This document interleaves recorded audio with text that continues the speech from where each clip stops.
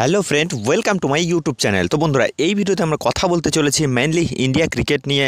কেননা ইন্ডিয়া এবং England টি-20 series কিন্তু 22 তারিখ অর্থাৎ আগামীকাল থেকে শুরু হতে যাচ্ছে। তো বর্ডার গাভাস্কার ট্রফির ব্যর্থতা এখন অতীত, সামনে চ্যাম্পিয়ন্স ট্রফি। তার লক্ষ্যে কিন্তু ইন্ডিয়া ইতিমধ্যে কিন্তু তাদের স্কোয়াড ঘোষণা করে দিয়েছে। সেই স্কোয়াডে যে সমস্ত খেলোয়াড়রা রয়েছে তাদের মধ্যে কিন্তু কিছু কিছু খেলোয়াড় আমরা সেই ইংল্যান্ড সিরিজে অর্থাৎ টি-20 সিরিজে দেখতে পাবো। তো ইংল্যান্ড টি-20 সিরিজে সেই প্লেয়ারদের পারফরমেন্স কতটা আত্মবিশ্বাস যোগায় টিম ম্যানেজমেন্টকে, সেদিকে তো অবশ্যই লক্ষ্য থাকছে। যদিও আমরা হয়তো সব খেলোয়াড়দের টি-20তে পাবো না, ওডিআইতে হয়তো সমস্ত প্লেয়ারদের আমরা দেখতে পাবো তাদের পারফরমেন্স।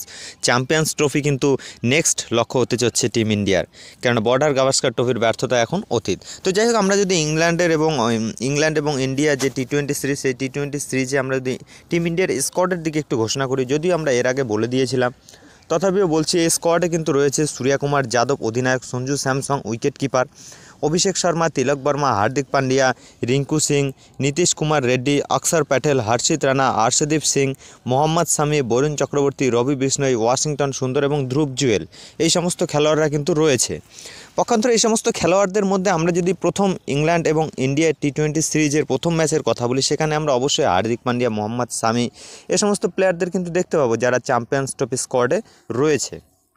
তো যাই হোক, আমরা প্রথমে যদি বলি ম্যাচ কোথায় হচ্ছে, ম্যাচ একদম কলকাতা ইডেন গার্ডেনে হচ্ছে।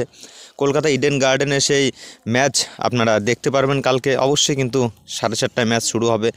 তো সেক্ষেত্রে টিম ইন্ডিয়ার প্লেইং 11 কেমন হবে সেদিকে যদি একটু নজর রাখা যায়, টিম ইন্ডিয়ার প্লেইং 11-এ কিন্তু যথেষ্ট একটা মানে তারা চাবে, আমার মনে হয় তারা চাবে চ্যাম্পিয়ন্স ট্রফির যে প্লেয়ারগুলো রয়েছে সেগুলোকে দলে অবশ্যই রাখতে।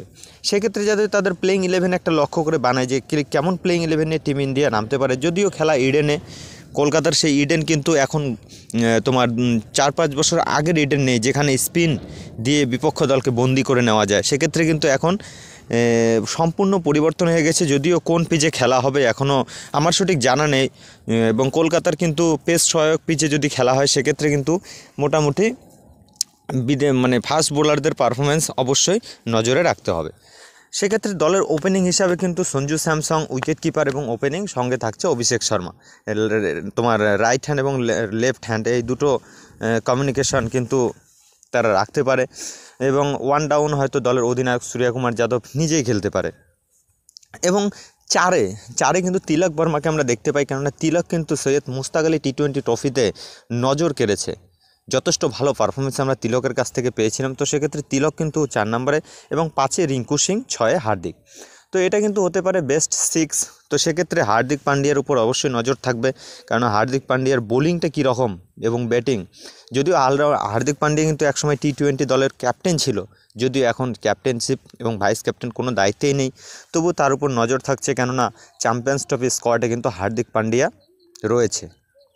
এরপরে অক্ষর প্যাটেল ভাইস ক্যাপ্টেন এই টি-20 সিরিজে, সে অক্ষর প্যাটেল আমরা সাথে যদি রাখি, 8 নম্বর জায়গাটা নিয়ে কিন্তু একটু কথা হতে পারে। কারণ 8 নম্বর জায়গাটা এরকম একটা জায়গা, সেখানে হয়তো স্পিন অলরাউন্ডার যদি খেলাতে চায়, যদিও একটা স্পিন অলরাউন্ডার ভাইস ক্যাপ্টেন অক্ষর প্যাটেল থাকছে, যদিও তোমার কোচ গৌতম গম্ভীর ওয়াশিংটন সুন্দরকে কিন্তু যথেষ্ট তোমার বিশ্বাস করে এবং ওয়াশিংটন সুন্দরের প্রতি আস্থাও রাখে। তো সেক্ষেত্রে সুন্দর যদি হয় সেক্ষেত্রে ডাবল স্পিন হয়ে যায় স্পিন অলরাউন্ডার। আর যদি খেলাটা ইডেনে, এবং সেখানে আমরা নীতিশ কুমার রেড্ডি অথবা হর্ষিত রানা এই দুজনকার মধ্যে একজনকে দেখতে পেতে পারি নাম্বার 8-এ। অক্ষরকে আমি উপরে রাখলাম, কারণ অক্ষর প্যাটেল লেফট হ্যান্ড, হয়তো তারও উপরে 3-4 নাম্বার বা 5 নম্বরে হয়তো জায়গা পেতে পারে, ব্যাট ভালো করতে পারে অক্ষর প্যাটেল। তো সেক্ষেত্রে 8 নম্বরে হর্ষিত রানা অথবা নীতিশ কুমার রেড্ডির মধ্যে একজন খেলতে পারে। 9-এ মোহাম্মদ শামি, 10-এ আর্শদীপ সিং, এবং 11-এ আমার মনে হয় বরুণ চক্রবর্তী খেলবে, কারণ রবি বিষ্ণই রয়েছে ওয়াশিংটন সুন্দর। কিন্তু রবি বিষ্ণই ওয়াশিংটন সুন্দরের থেকেই কিন্তু বরুণ চক্রবর্তী রিসেন্টলি যথেষ্ট ফর্মে রয়েছে। ইন্ডিয়ার সাউথ আফ্রিকা ট্যুর বলো, বাংলাদেশের সঙ্গে সিরিজ বলো, তো সম্পূর্ণ জায়গায় রিসেন্টলি যে তোমার বিজয় হাজারে ট্রফি হচ্ছে সেখানে সেকেন্ড হাইয়েস্ট উইকেট টেকার। তো অবশ্যই বরুণ চক্রবর্তী, তার মধ্যে গম্ভীর কোচ ইন্ডিয়ার, সেটা তো একটা সম্ভাবনা থাকছে। তো বরুণ চক্রবর্তী কিন্তু প্রথম 11-এ খেলছে, এটা নিঃসন্দেহে বলাই যায়। তো এটাই হতে পারে কিন্তু ফার্স্ট চয়েস প্লেইং 11। তো তোমাদের কি মনে হয় অবশ্যই কমেন্ট করে জানিয়ে দিও। যদিও এখানে কিন্তু বোলিং অপশন অনেক রয়েছে, স্পিন বোলিং বরুণ, অক্ষর প্যাটেল এবং অভিষেক শর্মা, 3 জন বেস্ট স্পিন বোলার রয়েছে।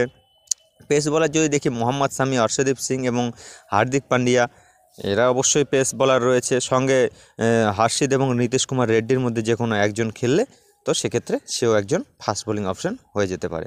তো এটাই হতে পারে কিন্তু আমার best playing 11 first T20 versus England.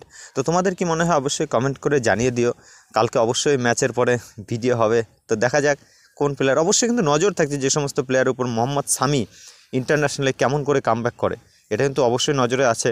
কেননা যদিও ঘরোয়া ক্রিকেটে খেলেছিল এবং ইন্টারন্যাশনাল ক্রিকেটে তার কামব্যাকটা আমরা দেখার জন্য রয়েছি, সেক্ষেত্রে কিন্তু মোহাম্মদ শামির উপর অবশ্যই নজর থাকছে। সঙ্গে নজর থাকছে হার্দিক পান্ডিয়াও কিন্তু চরম মানে ক্রিকেট থেকে অনেকটা দূরে ঘরোয়া ক্রিকেট খেলে খেলে ইন্টারন্যাশনালে একদম সোজাসুজি চ্যাম্পিয়ন্স ট্রফি স্কোয়াডে পর্যন্ত ডাক পেয়ে গেছে। যদিও হার্দিক পান্ডিয়ার রিপ্লেসমেন্ট হিসেবে কিন্তু নীতিশ কুমার রেড্ডি এখন ঘাড়ে নিঃশ্বাস ফেলছে।